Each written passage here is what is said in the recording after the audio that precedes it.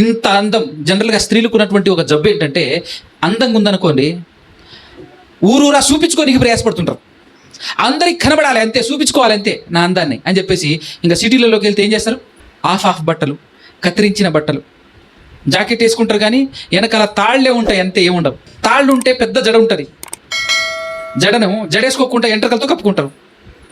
మరి ఈ బొత్తిగా తాళ్ళు వేసుకున్న తర్వాత అసలే ఈపు చూపించాలనుకున్నా మళ్ళీ ఈ జుట్టు ఏంది అని చెప్పేసి మళ్ళీ ముందుకేసుకుంటారు. ఏందట అది, ఈపు చూపించాలనుకున్నాం అంతేగా, అది ఫిక్స్ అయింది. ఎలా ఫిక్స్ అయింది అంటే చూపించాలంతే. ఆ కట్లు జాకెట్ వేసుకొని ఇంట్లో కూర్చుంటారు. అన్నీ కనపడేలా దుస్తులు వేసుకొని ఇంట్లో ఉండరు. ఇంట్లో ఎలా ఉంటారు తెలుసా, ఏమీ కనపడకుండా మొత్తం నైటీ అనేసి పైనుంచి కింద వరకు వేసుకుంటారు. ఎట్లుంటుంది అది, అవునా? ఎట్లుంటుంది? రవ్వంతా కూడా కనపడకుండా ఇంట్లో తిరుగుతుంటారు. ఎందుకమ్మా ఇట్లా వేసుకున్నావు నా ఇంట్లోనంటే, ఎవరు చూడటానికి ఎవరు ఉండరు కాబట్టి మట్టసంగా వేసుకున్నా అంటది. అది బయటికి వెళ్ళేటప్పుడు ఇంకా నైట్ వద్దు, ఏం చేయాలి, అది వేసుకొని మొత్తం ఆఫ్ మొత్తం కట్టింగ్లు శరీరం అంతా కనపడాలి. మరి ఇంత అందంగా ఉంది నా శరీరం, చూడాలన్నా వద్దా, కనపడాలన్నా వద్దా అనేటటువంటి కోణంలో బయలుదేరుతారు మహానుభావురాలు.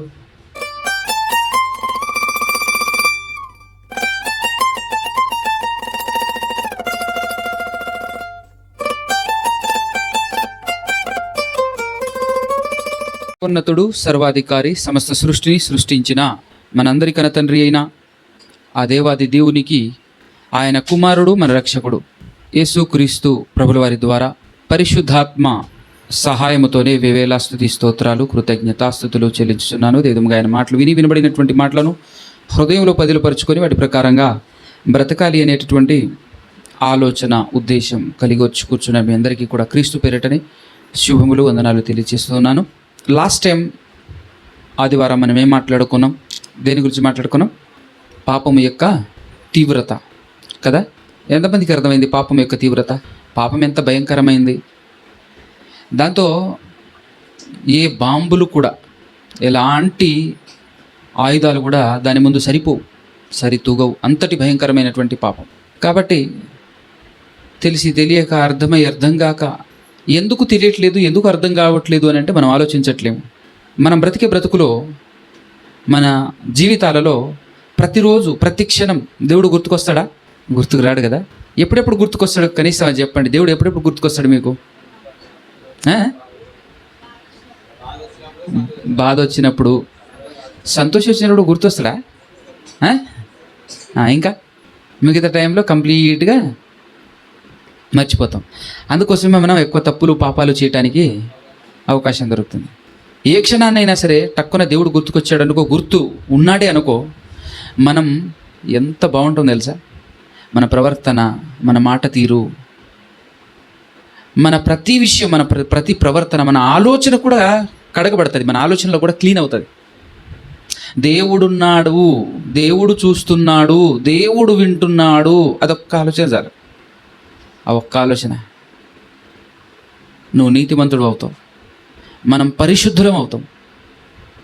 ఏ తప్పు, ఏ దోషం లేకుండా చాలా చక్కగా మనం బ్రతకాలంటే ఒకే ఒక ఆప్షన్, ప్రతి క్షణం దేవుడు గుర్తుండాలి. ప్రతి క్షణం దేవుడు గుర్తుకుండాలి. ప్రతి క్షణం దేవుడు గుర్తుకుంటే మనం అసలు ఏ తప్పు చేయం 100%. మరి ప్రతి క్షణం దేవుడు గుర్తుండాలంటే ఏం చేయాలి? యేసుక్రీస్తు ప్రభువువారు ఒక మాట చెప్పాడు. యేసుక్రీస్తు ప్రభువువారు ఒక మాట చెప్పారు. మరి మీ హృదయము నిండి ఉండు దానిని బట్టి ఏం మాట్లాడుతుంది? హృదయము నిండి ఉండు దానిని బట్టి నోరు మాట్లాడుతుంది. ఇప్పుడు మన హృదయంలో ఏముంది? మన ఆలోచనలు కూడా, నోరు మాత్రమే కాదు, మన ప్రవర్తన కానివ్వండి, మన మాటలు కానివ్వండి, మన బిహేవియర్ ఏదైనా సరే ఎక్కడి నుంచి వస్తాయి అంటే లోపటి నుంచే వస్తాయి. హృదయము నిండి ఉండు దానిని బట్టి నోరు మాత్రమే కాదు, హృదయము నిండి ఉండు దానిని బట్టి కనులు చూస్తాయి, హృదయము నిండి ఉండు దానిని బట్టి ఆలోచనలు, హృదయములో నిండి ఉండు దానిని బట్టి చేతులు, కాళ్ళు సమస్తం పనిచేస్తాయి. అంటే ఇప్పుడు మనకు ఒకటి అర్థం కావాలి. ఏం అర్థం కావాలి చెప్పండి? మనసులో, హృదయములో దేవుడు ఉండాలంటే ఏం చేయాలి? హృదయంలో దేవుడు ఉండాలంటే ఏం చేయాలి? మత్తయి సువార్త 15వ అధ్యాయం 17 నుంచి చూద్దాం. నోటిలోనికి పోవునదంతయు కడుపులో పడి బహిర్భూమిలో విడవబడును గాని నోట నుండి బయటికి వచ్చునవి హృదయములో నుండి వచ్చును, ఇవే మనుషుణ్ణి అపవిత్రపరుచునని మీరు గ్రహింపరా. ఏమన్నాడు? హృదయంలో నుండి బయటపడేవే ఏం చేస్తాయంట మనిషిని. జనరల్గా సందర్భం ఏంటంటే ఏదో చేతులు కడుక్కోకుండా తింటున్నారని చెప్పేసి కంగారు పడుతుంటే అసలు కంగారు పడాల్సినటువంటి సందర్భం అది కాదు, అక్కడ కాదు. మీరు ఎలాంటి తిండి తిన్నా కూడా చేతులు కడుక్కొని తిన్నా కడుక్కోకపోయినా తిన్నా ఏం కాదు, లోపల పడింది కాస్త. కానీ కరెక్ట్గా చెప్పాలంటే ఈ విషయంలోనే మనిషి జాగ్రత్త పడతాడు. ఏది తినాలి ఏది తినకూడదు అని చెప్పేసి కొంచెం జాగ్రత్త పడుతుంటాడు. కానీ అదంతా అవసరం లేదు, అవునా కదా? అదంతా అవసరం లేదు. తినాల్సింది కూడా జాగ్రత్తగా వండుకొని నీట్గా కడిగి పరిశుభ్రంగా చేసి కదా మనం సమస్తం తింటుంటాం. కానీ ఈ మధ్య కాలంలో ఆ విషయంలో కూడా సెన్స్ లేకుండా తయారైపోయారు జనాలు. ఈ మధ్య కాలంలో చెత్తంతా తింటుంటారు. ఏం తింటున్నామో కూడా సోయి ఉండకుండా తింటున్నారు, అవునా కదా? పొగాకు తినటం అదేమైనా తిండియా? దానివల్ల హృదయము పాడవుతుంది, శరీరం కూడా పాడవుతుంది. రెండు పాడవుతాయి. మందు తాగారనుకో దానివల్ల ఏమవుతుంది? రెండు పాడవుతాయి. శరీరం పాడవుతుంది, హృదయం కూడా పాడైపోతుంది మందు తాగటం వల్ల. ఓన్లీ శరీరం మాత్రమే పాడైపోయేటటువంటి తిండి ఏంటంటే జంక్ ఫుడ్లు అంటారు కదా. జంక్ ఫుడ్లు అంటే ఎక్కువగా బిర్యానీ తిన్నా, రెగ్యులర్గా బిర్యానీ తిన్నా, రెగ్యులర్గా నూడిల్స్ తిన్నా, బయట ఆయిల్ ఫుడ్ ఉంటుంది కదా, మరగబెట్టినటువంటి ఆయిల్లోనే మరలా మరగబెడుతూ ఆ బజ్జీలు కానివ్వండి, ఆ బోండాలు కానివ్వండి, అవి ఉంటాయి కదా ఆయిల్ ఫుడ్స్. అది రెగ్యులర్గా తింటే ఖచ్చితంగా జబ్బు వస్తుంది. ఎప్పుడో అంటే ఎప్పుడో వారానికి ఒకసారి అనకండి, అది రెగ్యులర్గా తిన్నట్టే. ఎప్పుడో 5 నెలలకు ఒకసారో 6 నెలలకు ఒకసారో అన్నట్టుగా తిన్నారనుకో పెద్ద ప్రాబ్లం ఏమి ఉండదు. మీరు ఇంట్లో వండుకున్నటువంటి ఫుడ్ తింటే సంతోషం. కానీ ఆయిల్ ఫుడ్ వల్ల రాను ఏమవుతుంది అంటే రకరకాల ప్రాబ్లమ్స్ వస్తాయి లోపల. దానివల్ల మీరు ఇబ్బంది పడతారు, ఎఫెక్ట్ అవుతుంది. దానివల్ల హృదయం పాడవదు అనుకోండి, కానీ శరీరం పాడవుతుంది కదా. కానీ కొన్ని ఉంటాయి తాగకూడనివి, తినకూడని, తిండి కానిది, పానీయం కానిది.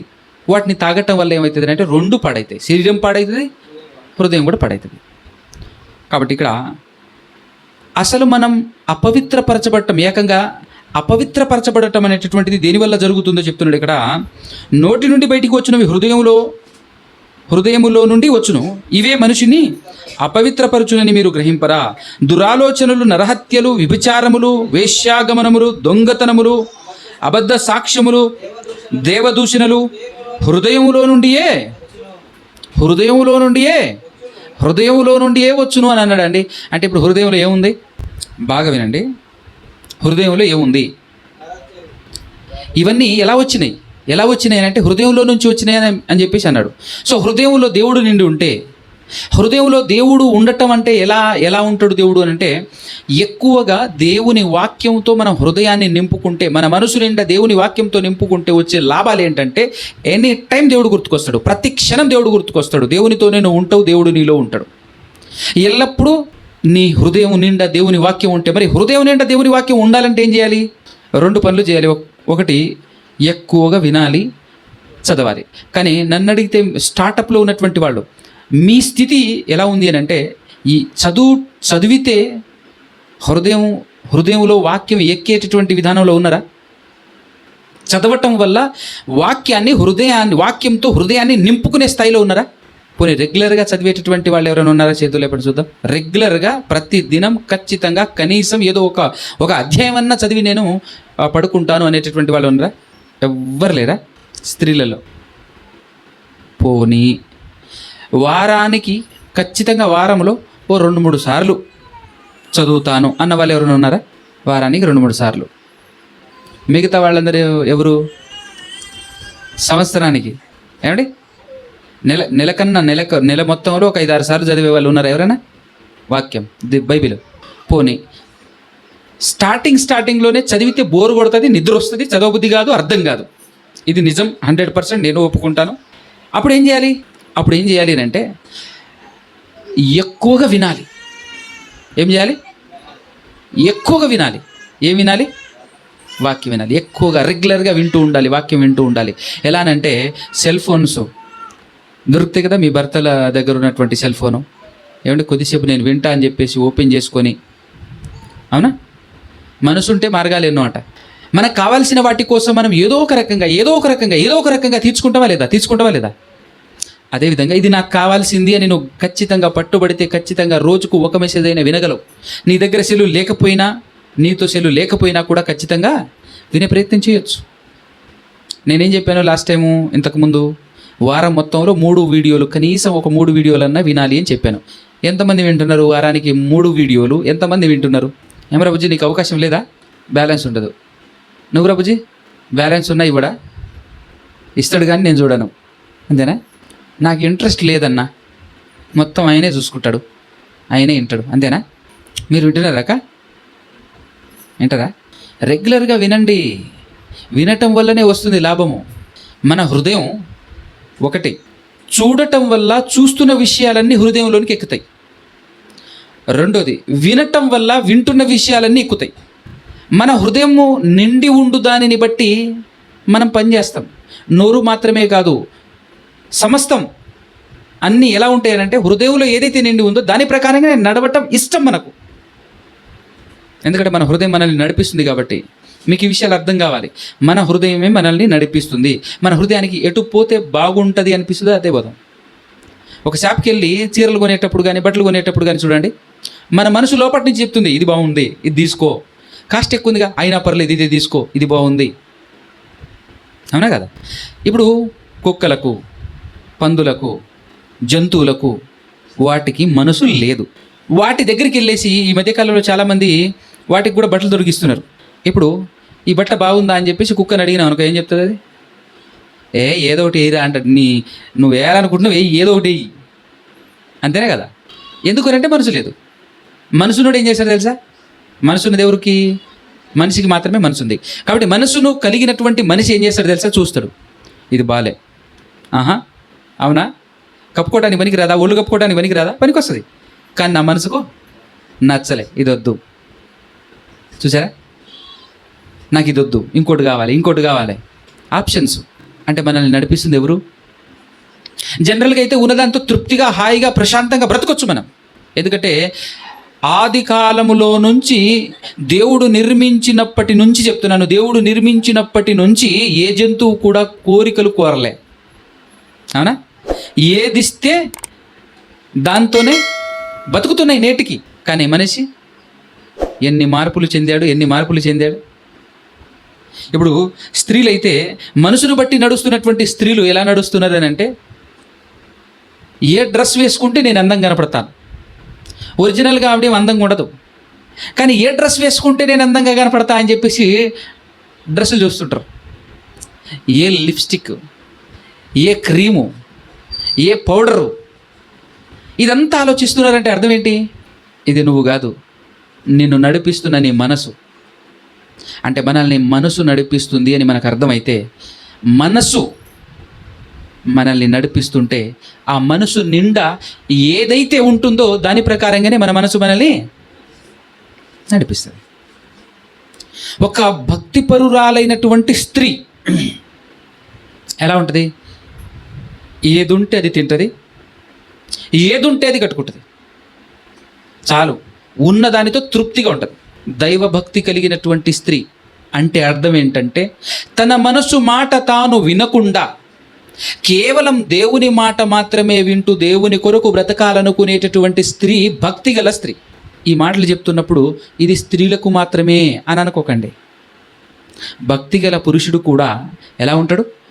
ఉన్నదానితో తృప్తిగా ఉంటాడు. నాకు ఇది నచ్చలే, అది నచ్చలే, అది బాగలేదు, ఇది బాగలేదు అని అన్నాడు. అలా అంటున్నాడంటే యాక్టివేట్ ఎవరయ్యారు? లోపల ఉన్న మనసు యాక్టివేట్ అయింది.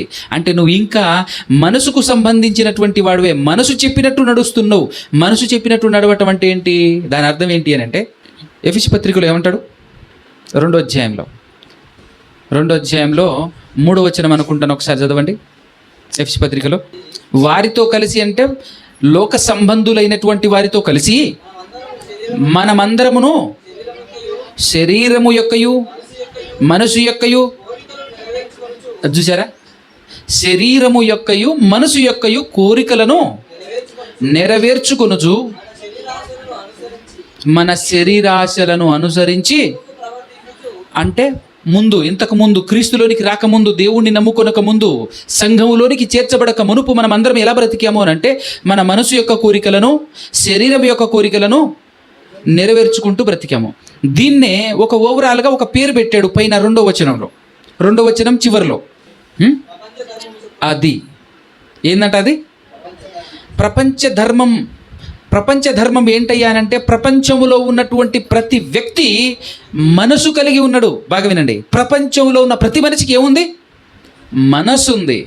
ఆ మనసు వాడిని నడిపిస్తుంది, ఆ మనసే వాడిని నడిపిస్తుంది. ఇంతకు ఆ మనసులో ఏముంది చెప్పండి? ఆ మనసులో ఏముంది? పుట్టినప్పటి నుంచి అండి ప్రతి మనిషి మంచోడే, ప్రతి మనిషి పరిశుద్ధుడే, మంచోడే. కానీ పుట్టిన తర్వాత ఎదుగుతున్న కొలది ఏం చూస్తుంటాడు? చుట్టుపక్కల ఉన్నటువంటి తన తోటి స్నేహితులు, తాను ఏ దేశంలో, ఏ ప్రాంతంలో, ఏ ఏరియాలో బ్రతుకుతున్నాడో ఆ ఏరియాలో ఏం కనబడుతుందో, ఆ ఏరియాలో బ్రతుకుతున్నటువంటి వ్యక్తులు ఎలా బ్రతుకుతున్నారో, ఎలా స్టైల్ కొడుతున్నారో, ఎలా పోకిరి చేష్టలతో తమను తాము సంతోషపరుచుకుంటున్నారో, ఎలాంటి బిహేవియర్ కలిగి బ్రతుకుతున్నారో అదంతా చూస్తుంటాడు. అదంతా చూస్తున్నదంతా ఏమవుతుంది? హృదయంలో. ఈరోజు మన పిల్లలు మాట వినట్లేరు అని చెప్పేసి మనం మాట్లాడుతుంటాం. ఎందుకు అట్లా తయారైపోయారు? మాటినొద్దు నేను నువ్వేనా నేర్పించినవా? మరి అలా ఎలా తయారయ్యాడు వీడు? ఒక అమ్మాయి కానివ్వండి, ఒక అబ్బాయి కానివ్వండి, ఇలా తయారయ్యాడంటే కారణం ఏంటి? చుట్టూ ఉన్న వాళ్ళని చూశాడు. అందుకోసమే మంచి స్నేహితులు ఉండాలి, మంచి ఏరియా ఉండాలి, మంచి సర్కిల్ ఉండాలి అని చెప్పేసి చాలామంది ఆలోచిస్తుంటారు. ఏడ దొరుకుతుంది మంచి సర్కిల్? ఏడ దొరుకుతుందండి? పిల్లలు ఎందుకు పాడయ్యారు? పిల్లలు ఎందుకు తల్లిదండ్రులు మాట వినట్లేరు అని అంటే తల్లిదండ్రుల మాట వినకుండా పోకిరి చేష్టలతో అడ్డగోలుగా బ్రతుకుతున్నటువంటి వాళ్ళతో తిరిగితే నీ కుమారుడు, నీ కుమార్తె ఏమవుతుంది? ఎందుకలా తయారవుతుంది అంటే వాడు రోజంతా ఏదైతే వింటున్నాడో, ఏదైతే చూస్తున్నాడో, ఆ అల్లరి మాటలు, ఆ పోకిరి మాటలు, ఆ పనికి మాలినటువంటి మాటలు ఏవైతే వింటున్నాడో అదంతా వాడి హృదయం నిండుతుంది. వాటన్నింటితో వాడి హృదయం నిండుతుంది.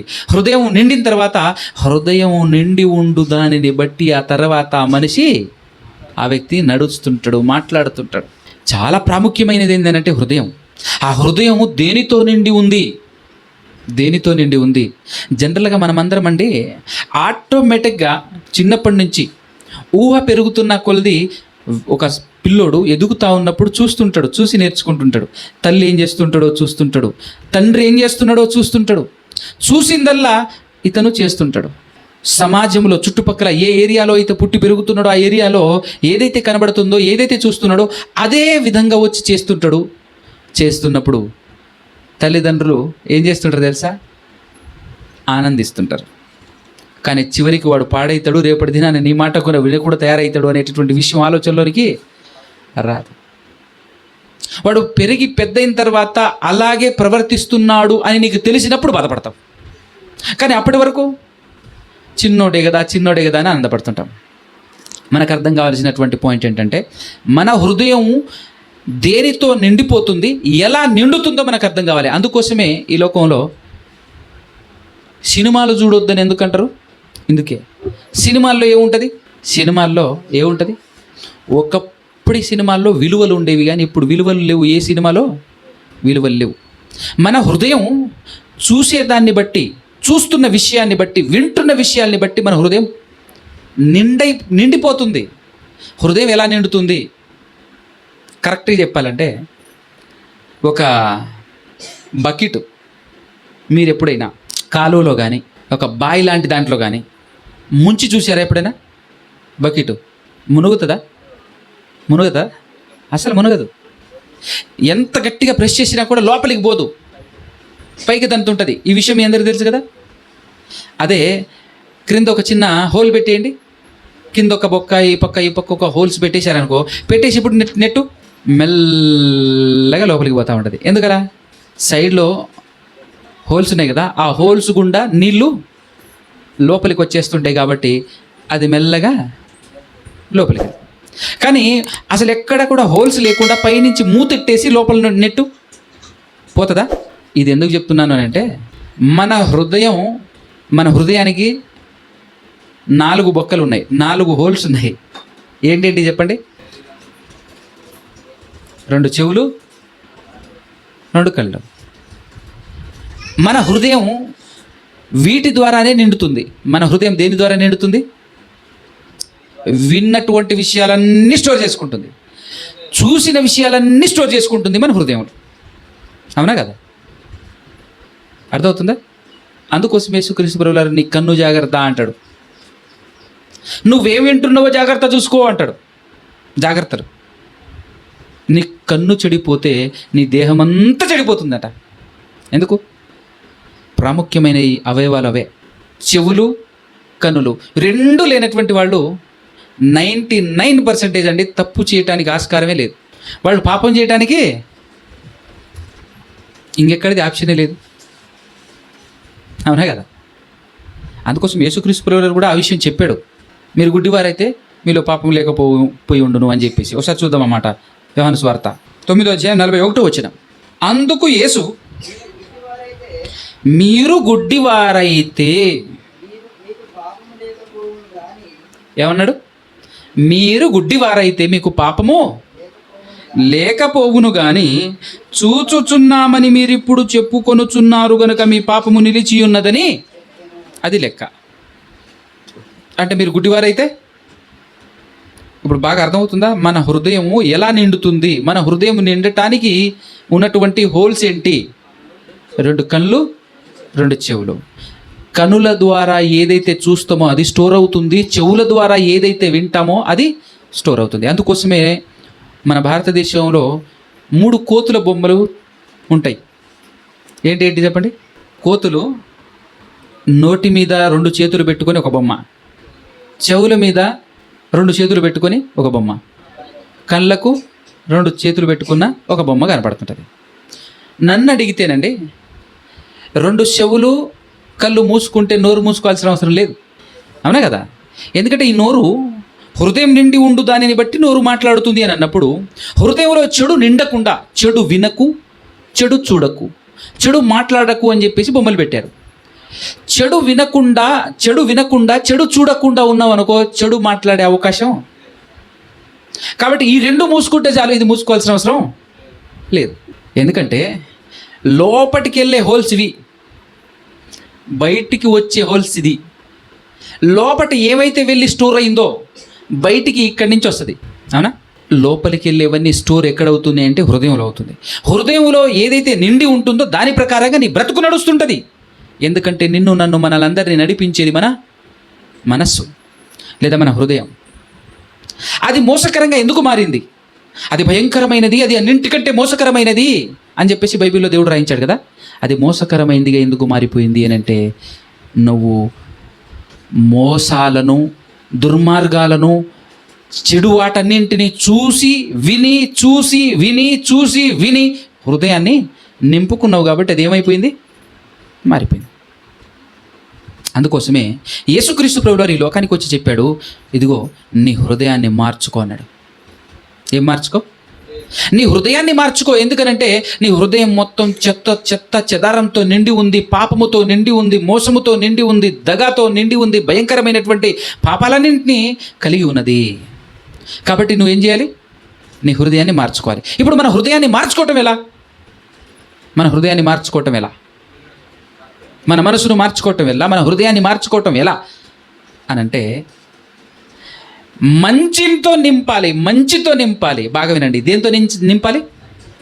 చెడు లోపట ఉంది, ఇప్పుడు మంచితో నింపాలి. ఇదేం గ్లాసు కాదు, ఇదేం బకెట్ కాదు. గ్లాసో బకెటో బిందో అయిందనుకోండి, బొర్లించేస్తాం. లోపల ఉన్న చెడంతా బొర్లించేసేసి కాస్త కడిగేసి మంచి నీళ్ళు పోసేస్తాం. కానీ ఈ హృదయం అలాంటిది కాదుగా. లోపల ఉన్న దాన్ని ఇలా పోసేయలేంగా. బిందులో ఉన్న నీళ్లు బొర్లించినట్టు, బకెట్లో ఉన్న నీళ్లు బొర్లించినట్టు బొర్లించలేంగా. కాబట్టి ఇప్పుడు మనం ఏం చేయాలి? బొర్లించకుండానే లోపలున్న చెడంతా తీసేయాలి. బొర్లించకుండానే లోపలున్నంత చెడంతా తీసేయాలి. ఎలా తీసేయాలి అని అంటే, ఒక ఎగ్జాంపుల్ చూపిస్తూ ఉంటారు అప్పుడప్పుడు. నల్లటి థమ్సప్ తెల్ల గ్లాసులో వేసేస్తే ఎలా కనపడుతుంది? నల్లగా కనపడుతుంది. గ్లాస్ ఇంతే, కానీ అందులో నల్లగా ఉన్న నీళ్లు కాస్త తెల్లగా మారాలి అని అంటే కనీసం 2-3 లీటర్ల వాటర్ తీసుకొచ్చేసి మెల్లగా పోస్తుండాలి. పోస్తూ ఉంటే ఫైనల్గా ఏమవుతుంది? అది తెల్లగా అవుతుంది. అదే ఎగ్జాంపుల్ పనికి వస్తుంది మనకు. ఇప్పుడు తెల్లటి లోపట ఏం పోయాలి మనం? వాక్యం అనే నీటిని పొయ్యాలి. వాక్యం అనే నీటిని పొయ్యాలంటే ఏం చేయాలి? ఎలా పోయాలి చెప్పండి? దీని ద్వారా అంటే కళ్ళతో సైలెంట్గా చదవచ్చు కదా, కళ్ళతో. రెండోది వినటంతో. దీన్ని కూడా వాడవచ్చు. ఊటగా చదవటం వల్ల ఏం జరుగుతుంది? ఎట్ ఏ టైం 3 పని చేస్తాయి. చెవులకు ఎక్కుతుంది, చూస్తుంటుంది, నోరు మాట్లాడితే, నోరు చదివితే. కానీ అది ఆ స్థాయికి ఇంకా మీరు ఎదగలేదు కాబట్టి ఫస్ట్ ఏం చేయాలి? వినాలి. మొబైల్ ద్వారా వింటూ ఉండాలి. లేదంటే ఆదివారం కానివ్వండి, లేకపోతే నెల జరిగేటటువంటి సెమినార్ కానివ్వండి, ఒక్కటి కూడా మిస్ అవ్వకుండా ప్రతి సెమినార్ వింటుండాలి. ఎప్పుడైతే మీ హృదయము నిండా దేవుని వాక్యంతో నింపబడుతుందో ఆ తర్వాత నీ బ్రతుకు అద్భుతం, అమోఘంగా ఉంటుంది. అప్పుడు నీ ఆలోచనలు, నీ మనసు నిన్ను తప్పుదారికి నడిపించవు. హృదయంలో దేవుని వాక్యం నిండి లేకపోతే మనం చేసే ప్రతి పని మనల్ని ఎక్కడికి నడిపిస్తుంది అంటే నరకానికే నడిపిస్తుంది. హృదయం నిండా దేవుని వాక్యం లేకుండా మనం ఏ పని చేసినా కూడా, కొన్ని పనులు చేస్తుంటాం మనం, తప్పే లేదు అనుకుంటూనే పోతాం. కానీ ఫైనల్గా ఎక్కడ తేలుతుంది? అది ఎక్కడ తేలుతామో మనకు అర్థం కాదు. దానికి ఒక బెస్ట్ ఎగ్జాంపుల్ చెప్పి నేను పాట ముగించేస్తాను. మనందరికీ దీనా తెలుసు కదా, దీనా గారు తెలుసు కదా. అంటే ఎంతమందికి తెలుసు దీనా? ఎంతమందికి తెలుసు అండి? తెలియదా? చాలామందికి దీనా గారే తెలియదుగా. యాకోబు గారు తెలుసా? యాకోబు గారు ఎంతమందికి తెలుసు? అంటే ఇజ్రాయేలు అనే పేరు మార్చబడినటువంటి యాకోబు గారు. ఆ యాకోబు గారికి ఎంతమంది పిల్లలు? యాకోబు గారికి 13 మంది పిల్లలు, 12 మంది పురుషులు, ఒక కుమార్తె.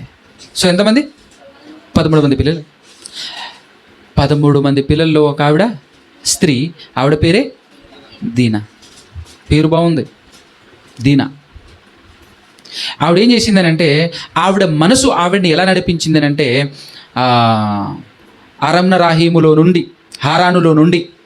హారాను అనేటటువంటి ప్రాంతంలో నుండి షెకెము అనేటటువంటి ప్రాంతానికి వచ్చేసిన తర్వాత, రిటర్న్లో వాళ్ళ నాన్న రిటర్న్లో ఉన్నప్పుడు ఆ షెకెము అనేటటువంటి ప్రాంతానికి వచ్చేసిన తర్వాత, ఈ ప్రాంతం ఎలా ఉందో చూద్దాం అనే ఆలోచన ఎవరికి కలిగింది? దీనా గారికి కలిగింది. ఎవరికి కలిగింది? దీనా గారికి కలిగింది. బాగా వినండి. కొత్త ప్రాంతానికి వెళ్ళిన తర్వాత ఒక స్త్రీ,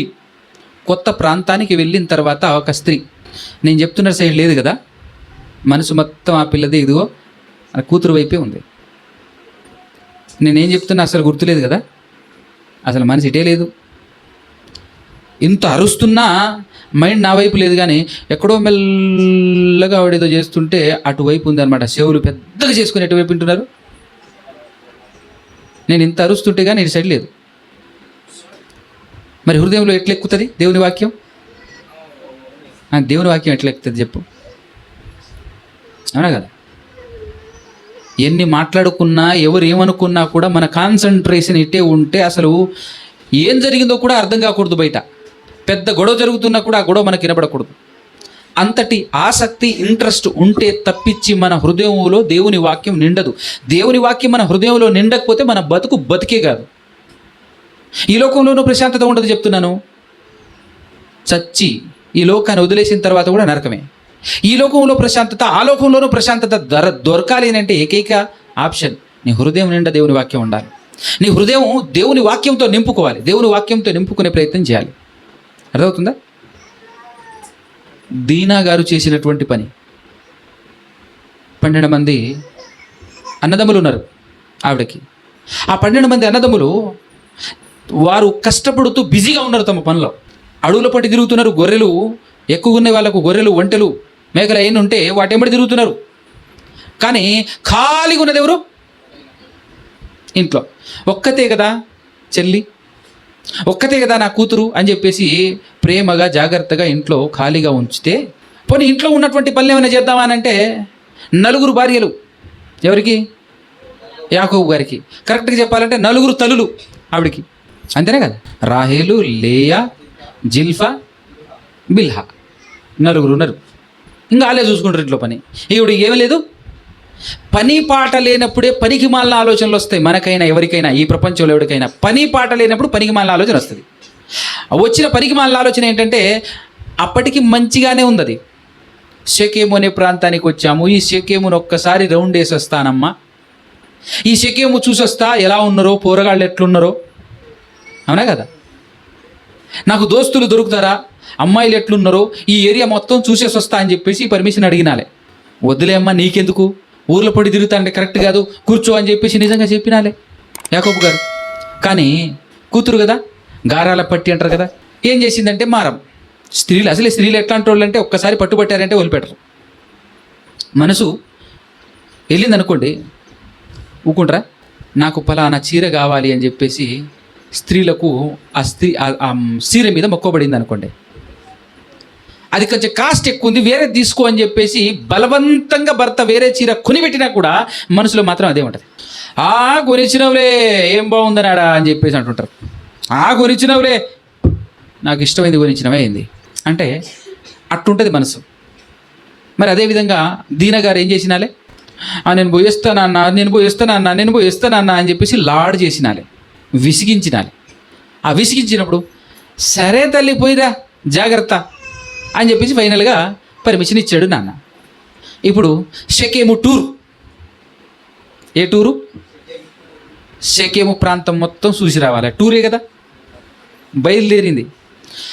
నేనేం చేయాలనుకుంటున్నాను నాన్న, జస్ట్ చూసొస్తానంతే, ఇందులో తప్ప, ఇదేమన్నా తప్ప చెప్పండి?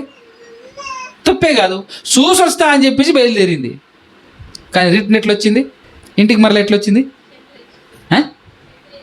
అది ఎట్లా వచ్చింది? చెడిపోయి వచ్చింది. ఎవరు చెడిపేశారు? కరెక్ట్గా చెప్పనా, దీనికి కరెక్ట్గా మాట్లాడాలంటే ఎలా మాట్లాడాలంటే, రాత్రిపూట వెన్నెల అడవి పాలు అని చెప్పేసి ఒక సామెత ఉంటుంది. అడవిలో కాసే మంచి మంచి పూలు కానివ్వండి, మంచి మంచి ఫ్రూట్స్ కానివ్వండి, ఫలాలు కానివ్వండి, అదంతా నేలపాలే అన్నట్టు దీన అనుకున్నాలే, ఇంత అందం మా ఇంట్లోనే ఉంటే ఏం లాభం?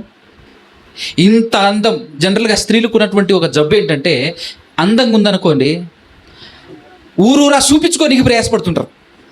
అందరికి కనబడాలి అంతే, చూపించుకోవాలి అంతే నా అందాన్ని అని చెప్పేసి ఇంకా సిటీలలోకి వెళ్తే ఏం చేస్తారు? ఆఫ్ బట్టలు, కత్తిరించిన బట్టలు, జాకెట్ వేసుకుంటారు కానీ వెనకాల తాళ్లే ఉంటాయి అంతే, ఏముండవు. తాళ్ళు ఉంటే పెద్ద జడ ఉంటుంది, జడేసుకోకుండా ఎంట్రకలతో కప్పుకుంటారు. మరి ఈ బొత్తిగా తాళ్ళు వేసుకున్న తర్వాత అసలే ఈపు చూపించాలనుకున్నా మళ్ళీ ఈ జుట్టు ఏంది అని చెప్పేసి మళ్ళీ ముందుకు వేసుకుంటారు. ఏందట అది? ఈపు చూపించాలనుకున్నావు అంతేగా, అది ఫిక్స్ అయింది. ఎలా ఫిక్స్ అయిందని అంటే చూపించాలంతే. ఆ కట్లు జాకెట్ వేసుకొని ఇంట్లో కూర్చుంటారు. అన్నీ కనపడేలా దుస్తులు వేసుకొని ఇంట్లో ఉండరు.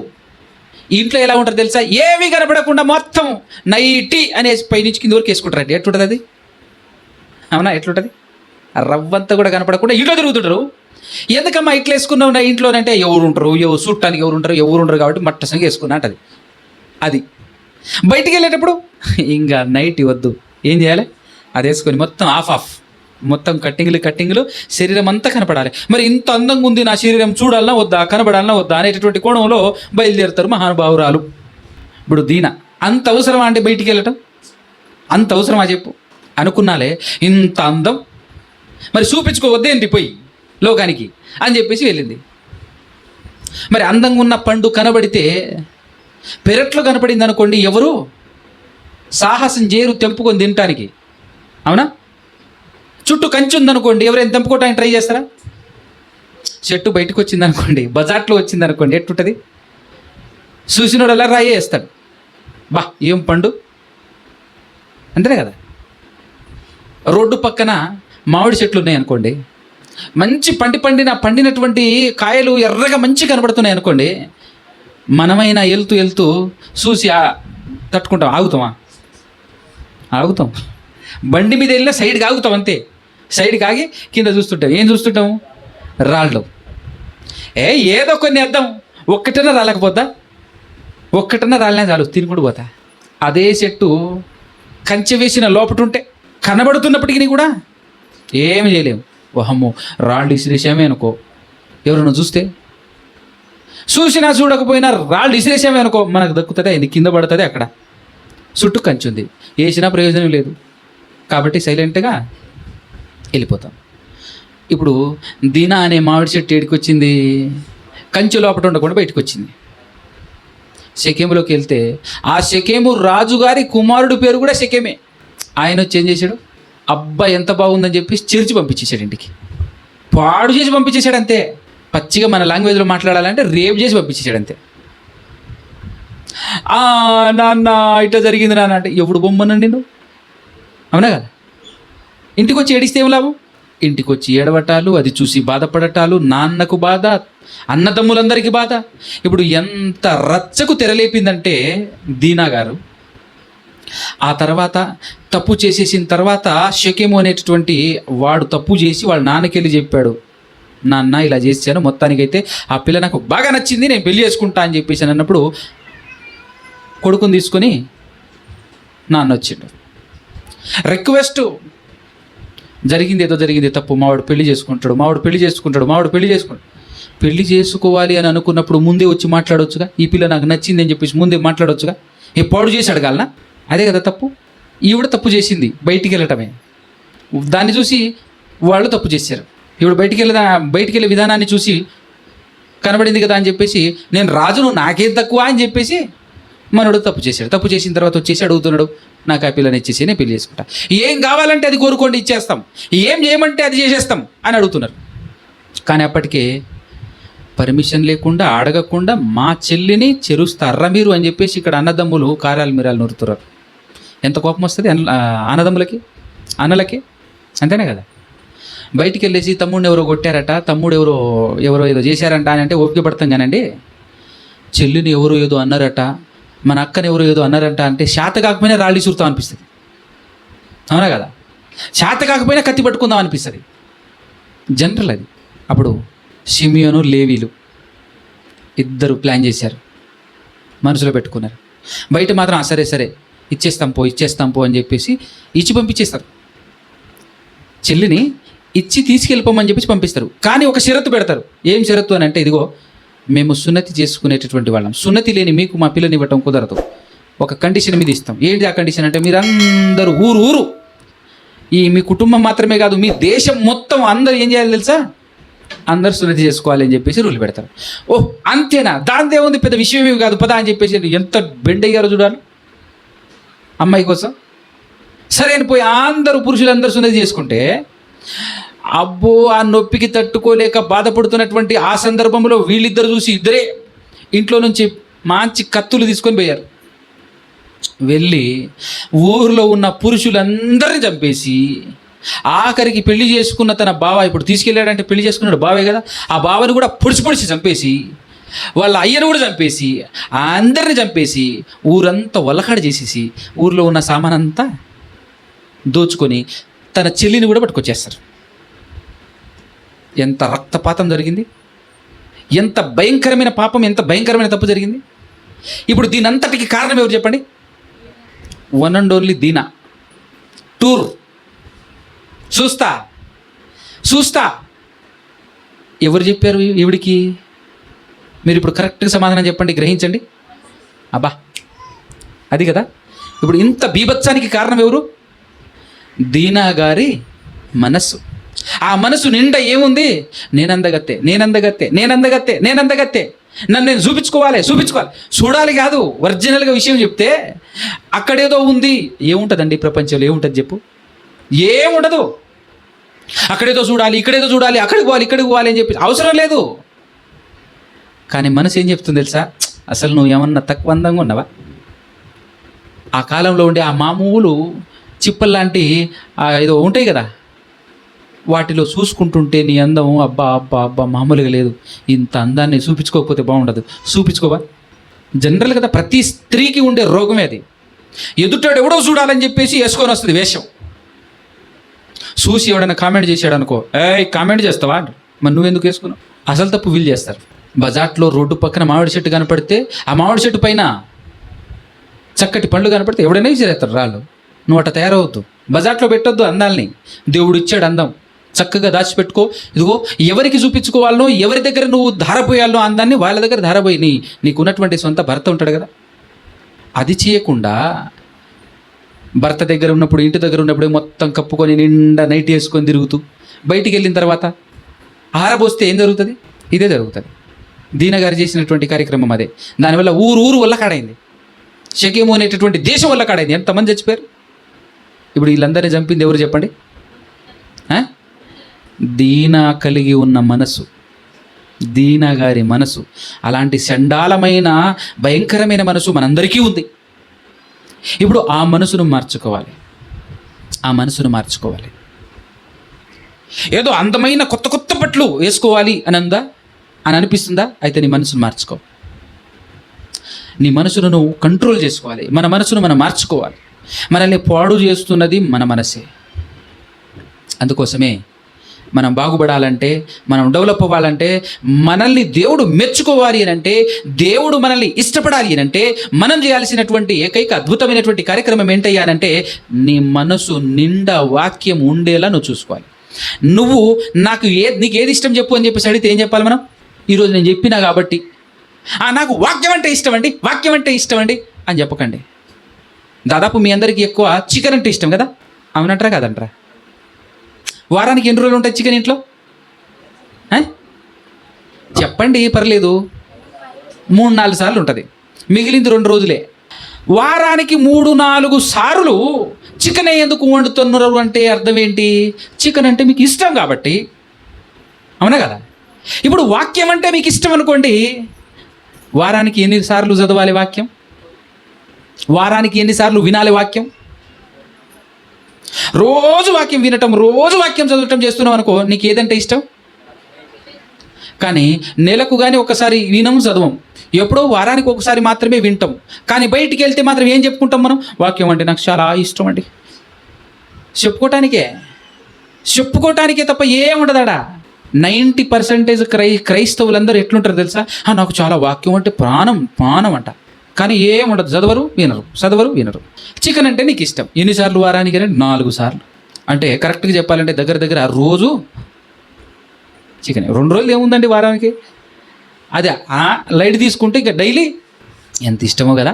మరి వాక్యం, చికెన్ డైలీ తిన్నాం అనుకో, ఏదో ఒక రోజు రోగం వచ్చిపోతాం, కొవ్వు విరిగి హార్ట్ అటాక్ వచ్చి చేస్తాం.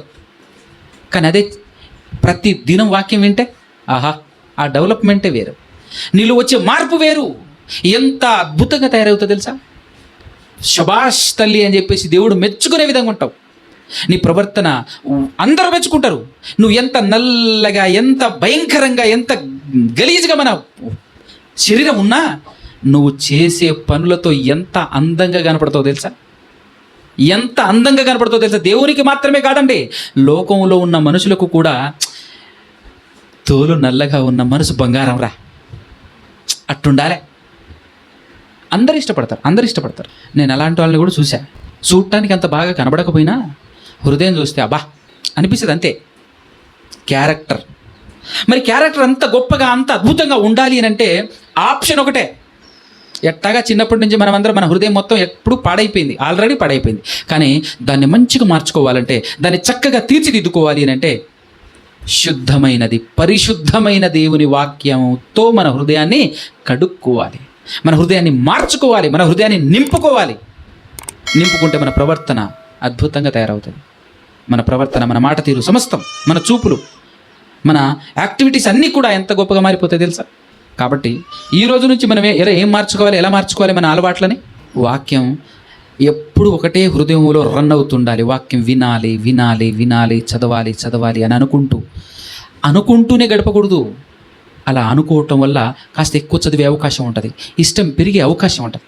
కాబట్టి ఇప్పుడు దీన అలా చూసి నింపుకున్న దాన్ని ప్రకారంగా నడిస్తే ఏం జరిగింది? ఎంత భయంకరమైన కార్యం జరిగింది. అందుకోసమే ఎక్కువ ఏదో చూడాలి, ఈ ప్రపంచాన్ని ఏదో చూడాలి, ఇడుకోవాలి, అక్కడ ఆ ప్రాంతం బాగుంటుందంట, ఈ ప్రాంతం బాగుంటుందంట, చూడాలి అనేటటువంటి ఆలోచన వద్దు. యేసుక్రీస్తు ప్రభువు వారండి, ప్రపంచం చాలా అందంగా ఉంటుంది, భూ ప్రపంచం. ఆయన ఎక్కడ తిరిగాడా? ఆ దేశం తప్ప ఇంక వేరే దేశమైనా వెళ్ళాడా? ఆ కనాను భూభాగం తప్ప ఎక్కడా వెళ్ళలేదు. వెళ్ళినా కూడా అందమైన ప్లేస్ ఎంత బాగుంది ఎంత బాగుంది అని చూడటానికి వెళ్ళలే ఆయన.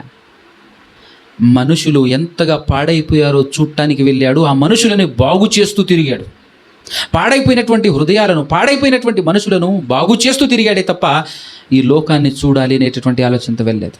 చూస్తే మనుషులు పాడైపోతారు అని ఎవరికి తెలుసు? సాతానికి తెలుసు. అందుకోసమే సాతాను పరిగెత్తుకుంటూ వచ్చాడు యేసుప్రభు దగ్గరికి. వచ్చి ఇదిగో చూడు, ఇదిగో చూడు, లోకము చూడు, లోకము అందము చూడు, లోకం యొక్క మహిమలు చూడు అని చెప్పేసి మొత్తం చూపించాడు. ఒరే, నువ్వు ఎంత చూపించినా నాకు అది కాదు కావాల్సింది. తన మనసును తన కంట్రోల్లో పెట్టుకున్నాడు ఆ మహానుభావుడు కాబట్టి చూసినా కూడా ఆయన పడిపోలేదు. కానీ మనం చూస్తే ఆగుతామా? ఎక్కడైనా సర్కస్ కనపడింది అనుకోండి, పైనుంచి అలా రౌండప్ ఏమంటారు దాన్ని, జైంట్ వీల్ అని చెప్పేసి ఏవో చూసామనుకో అందమైనది, అబ్బా అబ్బా అనిపిస్తుంది, చూడాలనిపిస్తుంది, వెళ్ళాలనిపిస్తుంది. అనిపించదు. చూస్తే, చూడకపోతే ఏమీ అనిపించదు. చూస్తే ఖచ్చితంగా వెళ్ళాలనిపిస్తుంది. అంటే మన మనసు ఎలా మారిపోతుందో చూసారా? చూసిందల్లా కావాలి. కొంతమంది మన ఫ్రెండ్స్ చెప్తుంటారు, వింటాం. వాళ్ళు ఏం చెప్తారు, బా ఏమన్నా ఉందారా బాయ్, పలానా రోజు మేము వెళ్ళాము, అబ్బా బాబా బాబా అంటాడు. పిల్లలు అయితే వింటారు. ఇంటికి వచ్చి అడుగుతారు, నాన్న అమ్మ ఆడికి పోదాం. ఏముంది రాడా అంటే, బాగుందంట, చాలా అందంగా ఉంటారు, మా ఫ్రెండ్స్ వెళ్ళారమ్మా. ఏం ఫ్రెండ్స్ రా మీ ఫ్రెండ్స్? ఆడు పాడవంగా కాక నిన్ను కూడా పాడ చేస్తున్నాడా? ఇన్నాడు ఈ వదిలి పెడతాడా? పోవాలి. అందుకోసమే ఈ లోకాన్ని ఎక్కువగా అనుభవించాలని ఆలోచించకూడదు. ఎక్కువగా చూడాలి, ఎక్కువగా అనుభవించాలి అని అంటే నీ మనసును నువ్వు ఆటోమేటిక్గా పాడు చేస్తున్నట్టే, ఆ చెత్తంతా నీ హృదయంలో నింపుకుంటున్నట్టే. కానీ ఎక్కువగా చదవాలి, ఎక్కువగా వినాలి, ఎక్కువగా చదవాలి, దేవుని మాటలే వినాలి, దేవుని మాటలే చదవాలి అని ఎక్కువగా వాటి మీద ఆశ పెంచుకుంటే అది నీ హృదయానికి, నీకు, నీ ఆత్మకు అన్నింటికి మంచిది. ఈ లోకంలోనూ మంచిది, ఈ లోకం దాటేసిన తర్వాత కూడా గొప్పది. ఎనీ టైం ప్రశాంతంగా, హాయిగా, ప్రశాంతంగా బ్రతకాలి అని అంటే వాక్యం మాత్రమే వింటుండాలి. కొత్త రుచులు, కొత్త అనుభవాలు, కొత్త విధానాలు దేవుడు నీకు తెలియచేస్తూ ఉంటాడు. కొత్త సంగతులు తెలియజేస్తూ ఉంటాడు. రెగ్యులర్గా చదువుకుంటూ ఉండటం వల్ల, రెగ్యులర్గా వింటూ ఉండటం వల్ల, యూట్యూబ్ ఓపెన్ చేస్తే చెత్త వీడియోలు, పక్కపక్క కిలకిల నవ్వుకోవటానికి, కొద్దిసేపు నవ్వుకోవటానికి ఉండేటటువంటి ఆ జబర్దస్తు కానివ్వండి, ఆ పనికి మాలిన దరిద్రమైనటువంటి వీడియోలు చూడటం కన్నా, తక్షణపు ఆనందం పొందుకోవటం కన్నా, హృదయం నిండా ఆనందంతో ఎన్ని బాధలు వచ్చినా, ఎన్ని కష్టాలు వచ్చినా కూడా ఆ కష్టాలను ఎదిరించగలిగే శక్తినిచ్చే దేవుని వాక్యాన్ని నువ్వు వింటే ఏ కష్టంలోనైనా, ఏ బాధలోనైనా, ఎంత ఇబ్బందిలోనైనా నువ్వు ఆనందంగా బ్రతకగలవు, సంతోషంగా బ్రతకగలవు. అలా ఆనందంగా, సంతోషంగా బ్రతకగలిగేటటువంటి, బ్రతుకునిచ్చేటటువంటి దేవుని వాక్యాన్ని వింటూ ఉండే ప్రయత్నం చేయండి. సెల్ ఫోన్ తీసుకోగానే అవకాశం, నీకు సెల్ ఫోన్ దొరికే అవకాశం దొరకంగానే పిచ్చి వీడియోలు కాకుండా దేవుని వాక్యం యూట్యూబ్లోకి వెళ్ళేసి దేవుని వాక్యం వినే ప్రయత్నం చేయండి. స్టార్టింగ్లో అర్థం కాకపోవచ్చు, అర్థం కాకపోయినా వినండి. తర్వాత ఆటోమేటిక్గా అర్థమవుతుంది. లోకంలో సామెత ఉంటుంది, తినగాట వేపాకు కూడా కదా. మరి ఇది అమృతం కంటే విలువైనది, అమృతం కంటే రుచికరమైనది. ఇది నువ్వు తింటూ పోతే ఖచ్చితంగా నీకు అద్భుతమైనటువంటి రుచులను అందిస్తాయి. ఎందుకంటే మేము చదువుతున్నాం కాబట్టి, చదువుతున్నప్పుడు మేము అనుభవిస్తున్నాం కాబట్టి చెప్తున్నాం. కొత్త సంగతులు దేవుడు తెలియచేస్తూ ఉంటుంది. బాబా ఎంత గొప్ప విషయం అంటే నాకు తెలియచేసావని. మొన్న రీసెంట్గా ఒక సబ్జెక్టు దేవుడే నాకు తెలియచేసినటువంటి సబ్జెక్ట్ అంటే బైబిల్ చదువుతూ ఉన్నప్పుడు ఎంత బాగా ఆనందం వేసిందని అంటే, ప్రపంచంలో విని ఎరగని విధంగా దేవుడు నా ద్వారా మాట్లాడించాడు. పరిశుద్ధాత్మ గురించి నిజంగా అది రిలీజ్ అయితే అద్భుతం. వినకపోతే వాళ్ళ కర్మ, కానీ వింటే మాత్రం ఎంత గొప్ప సబ్జెక్ట్ అంటే దేవుడు నాకు తెలియచేసాడు అని చెప్పేసి ఎంత ఆనందం వేస్తే తెలుసా. అది రుచి చూసి ఉండినట్లయితే మీరు అస్సలు విడిచిపెట్టరు. దేవుని వాక్యం ద్వారా వచ్చే ఆనందాలను రుచి చూస్తే మాత్రం విడిచిపెట్టరు.